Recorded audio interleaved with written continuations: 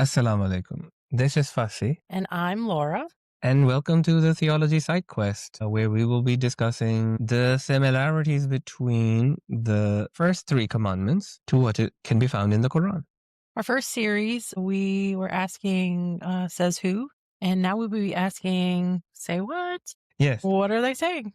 Yeah, what are they saying? So we will start with our first commandment biblically, which is to have no other gods besides God. For people who aren't familiar, these commandments can be found in the 20th chapter of Exodus. It starts with I'm the Lord your God who brought you out of the land of Egypt, out of the house of slavery. This is clearly an introduction of who God is. And then the first commandment goes, you shall have no other gods before me. Whenever we look at the parallel or what we are looking at are parallels Quranically, right? And we see that all of the commandments in some form or fashion can be found in the Quran. So the first one that we're going to look at in the Quran is 2 and 163. Your God is one God. There is no God except him, the most compassionate, the most merciful. In its simplest form, you can find it in another chapter too, but the direction is clear. The command is clear. So this is again an introduction of who he is, and this recurs actually multiple times throughout the Quran, and we can find that in chapter 112, verse 1, which says, "Say, He is Allah one." So that is the clear command there, and very concise, to the point, similarly to Exodus. And then you have another verse lined up, right? So 6 and 102 says, that is Allah, your Lord. There is no God except him, the creator of all things, so worship him. He is the maintainer of everything. So this one has this clear declaration of who God is. And now this expounds a little bit, like he's the creator of all things, so worship him. So this is the command, so to worship him. But I suppose this goes into the second commandment, right? Yeah, I think in some ways it kind of goes together a little bit. Yes. I would say this is like a bridge between the first and the second. Yeah, because then the Exodus commandment in 3, it says, thou shalt have no other gods before me. And then in 4, thou shalt not make unto thee any graven image or any likeness of anything that is in heaven above, nor that is in the earth beneath, or that is in the water in the earth. Thou shalt not bow thyself down to them, nor serve them. For I, the Lord thy God, am a jealous God, visiting the iniquity of the fathers upon the children unto the 3rd and 4th generation of them that hate me, and showing mercy unto thousands of them that love me and keep my commandments. So it sounds like he's not a fan of idol worship. No. Quranically, don't set up any other God with Allah, or you will end up condemned and abandoned. Yes. So that goes hand in hand with what the second commandment is. Yeah. Before we move on to the second commandment and find the similarities, there's one more thing that I wanted to bring, which was chapter 7, verse 158. Here it says, say, O humanity, I am Allah's messenger to you all. To him belongs the kingdom of the heavens and the earth. There is no God except him. He gives life and causes death. And this is the command now. So believe in Allah and his messenger, the unlettered prophet who believes in Allah and his revelations, and follow him so you may be rightly guided. So this is God making the introduction for the prophet to the people and commanding him to say so. I think there's a concept in Islam that that maybe we're not haven't expressed, and that is the concept of shirk. And these commandments, right, are super important because it prevents you from committing shirk. Do you want to explain what that is? Yeah. So there's a clear command in the Quran. This is in chapter 4, verse 48. It says, indeed, Allah does not forgive associating others with him, but forgives anything else of whoever he wills. And whoever associates others with Allah has indeed committed a grave sin. So basically, we say that the station of God is so above anything else that you cannot associate with him anything in divinity, in worship, in fear, in respect. So there's a word that we use, taqwa. Taqwa is a very broad term. So there's a lot of things that apply. If you have taqwa, then you would not commit shirk because you're giving God his proper due respect, fear, and everything else that entails. For people who aren't as familiar, taqwa is like a reverential fear, yeah? Yes.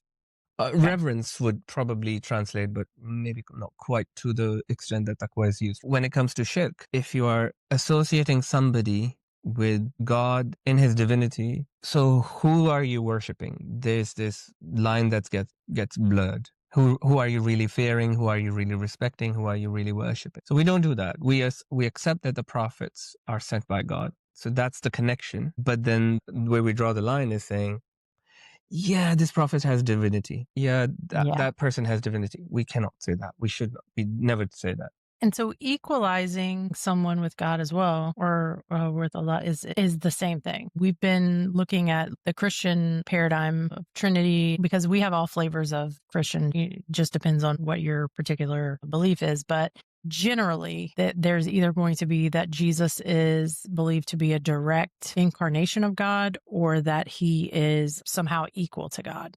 Both of these would be considered shirk. Yes. Again, in chapter 112, the last verse is, and there is none comparable to him. I mean, one can try and attempt to compare God to something else, but is that comparison going to succeed, or is that comparison going to fail? Yeah, that's going to fail. It's going to be woefully short. I mean, let's try and do that. I mean, if somebody says that Jesus is God, how many people did Jesus bring back to life? Can we count On them? his own? Yeah, can we count them? So supposedly one. Okay, yes, we have a count of one. But then if you say, how many people did God create and give life to? Do we have a number? No. That comparison fails. How do you compare one number to something that we don't know? Well, how do you compare something that you got permission, from God to Yeah, yeah, do? yeah. Because then is it really you that did it?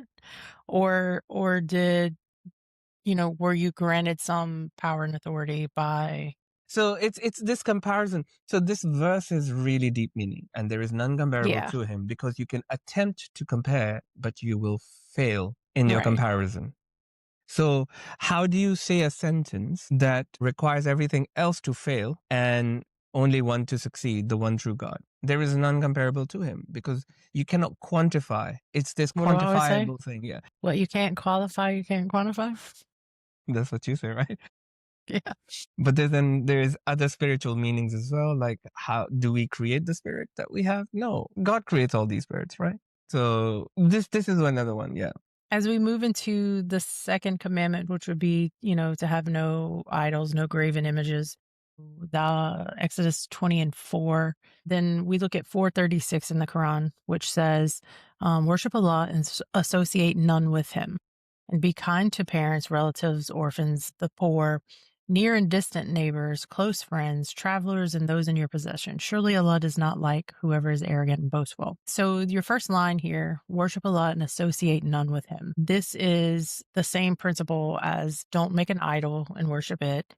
Don't equalize someone with him, or to ascribe any of his attributes or power to another.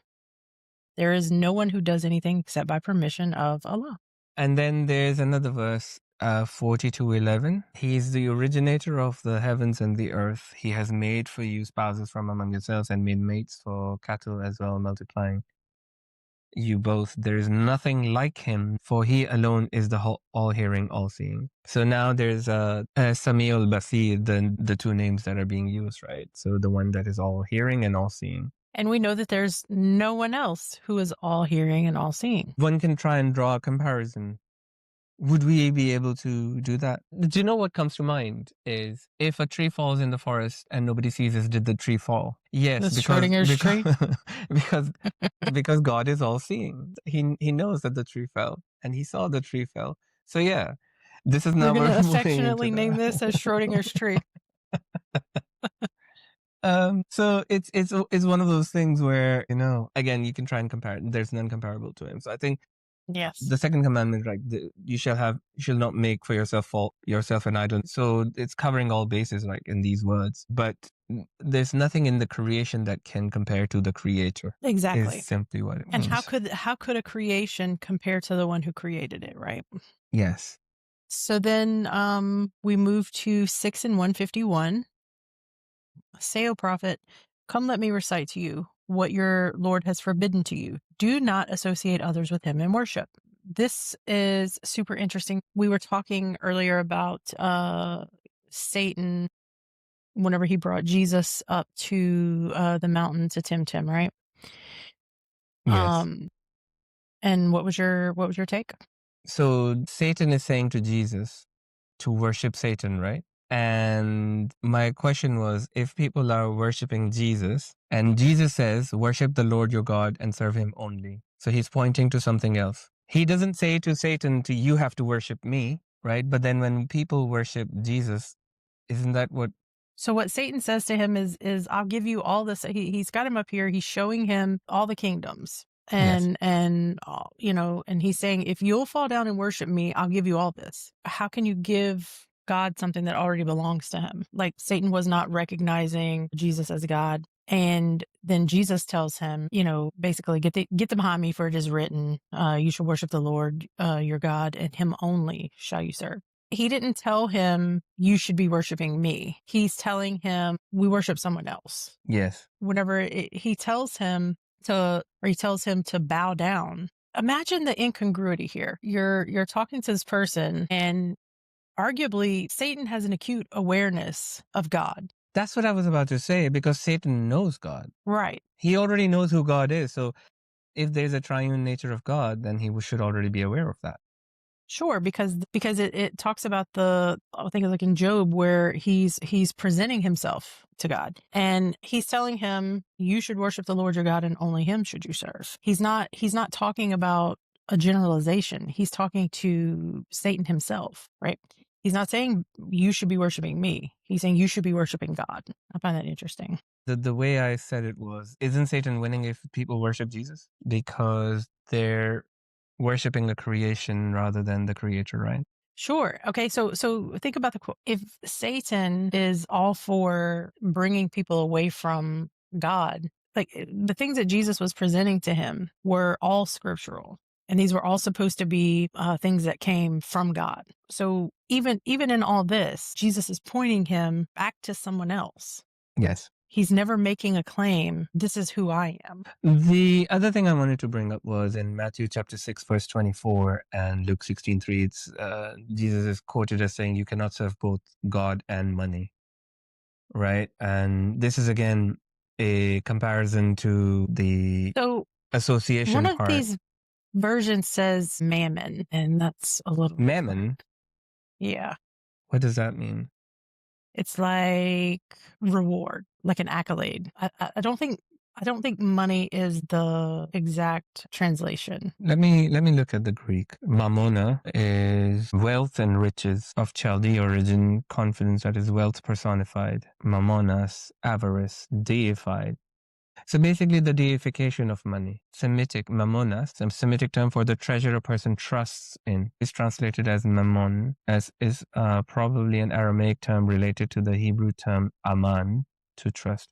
It's super interesting because there's a Arabic word aman as well, which also means trust. Yeah, so it's not like necessarily the wealth or like money. It's the trust It's like part. That's you're placing your trust security. in something. Yeah, it's misplaced trust. Yeah, misplaced trust in something other than God. I get it. Yeah.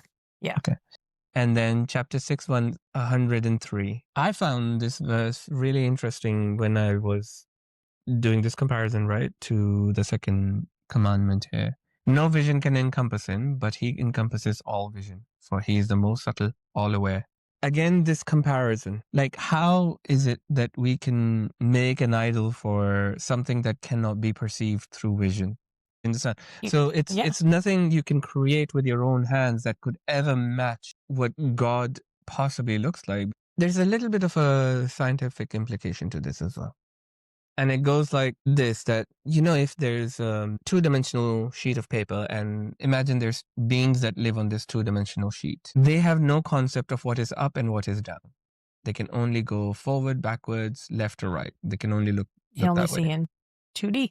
Yeah. Now, imagine a sphere is passing through the sheet of paper. What would it look like to these beings who only exist in this two-dimensional plane? They would see a line that starts small, and then it grows and grows until it reaches the diameter of the sphere, and then it starts going smaller and smaller again. They will only see a line. They will never be able to perceive the full sphere. But this is only one person looking at it. But if there's two person looking at it, let's assume that there's a person looking at it from its left side, and then there's a person looking at it from its bottom side. Both of them will see the same thing because a sphere is, uniform. So then, if they compare notes, they will be, well, I saw the same thing. I saw a line.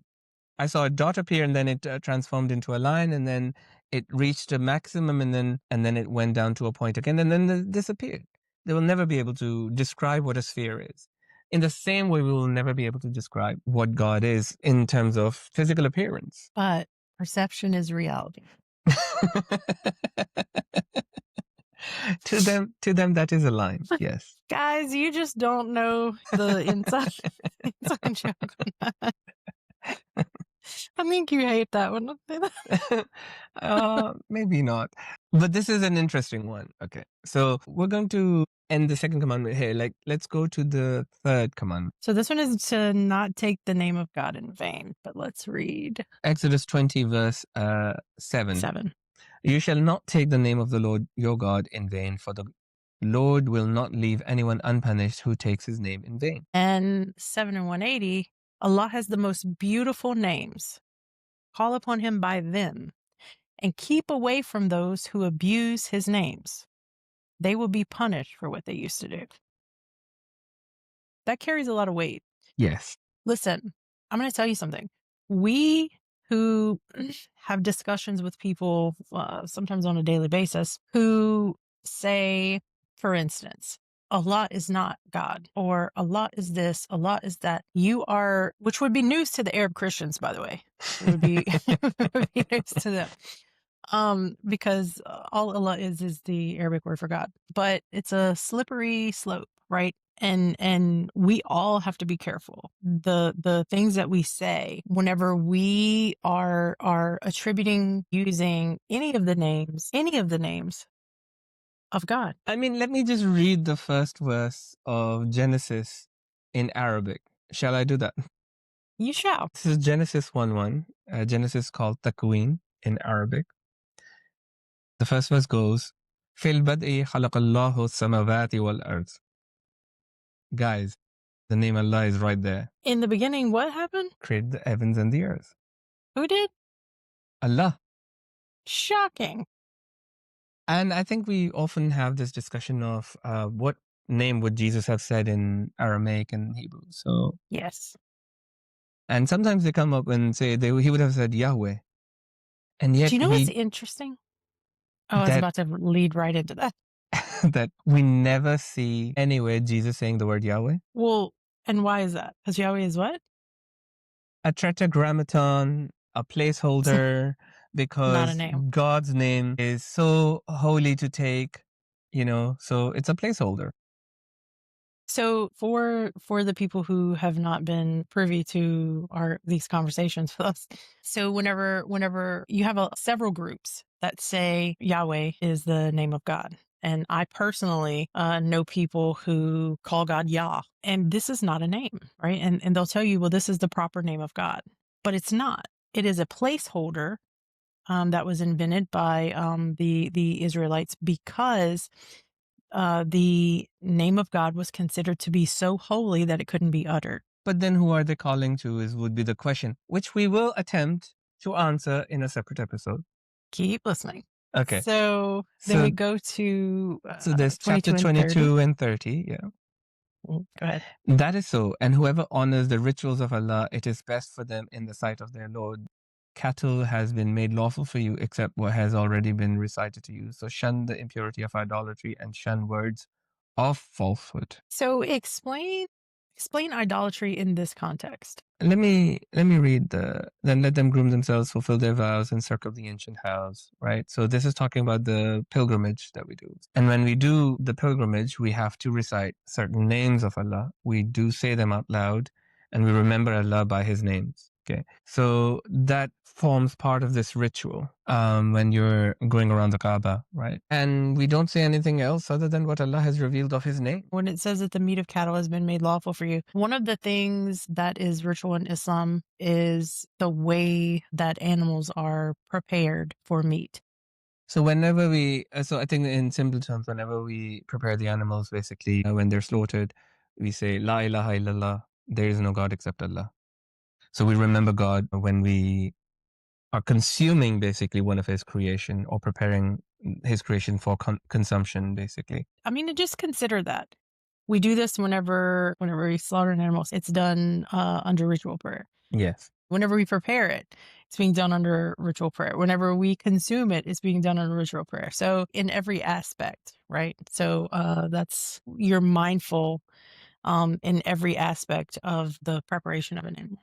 Taqwa. That is what taqwa is. Yep. To be mindful, yeah. And then there's chapter 2, verse 224 and 25, which says, "Do not use Allah's name in your oaths as an excuse for not doing good, not guarding against evil, or not making peace between people, and Allah is all hearing, all knowing. Allah will not hold you accountable for unintentional oaths, but for what you intended in your hearts, and Allah is all forgiving, most forbearing." So what I find this like really interesting because it's going to be like really broad. This Mhm. covers like a lot because this also, in my opinion, would cover bearing false witness. Mm. So whenever you bear false witness, using Allah's name to justify wrongdoing, it's a misuse of his name, number one. Okay, so that's the taking the name in vain. Yeah. Two, whenever you use his name to justify wrongdoing, if you are making an oath or if you're testifying under an oath and you lie, we would call that perjury, but it's more dangerous for your soul than that.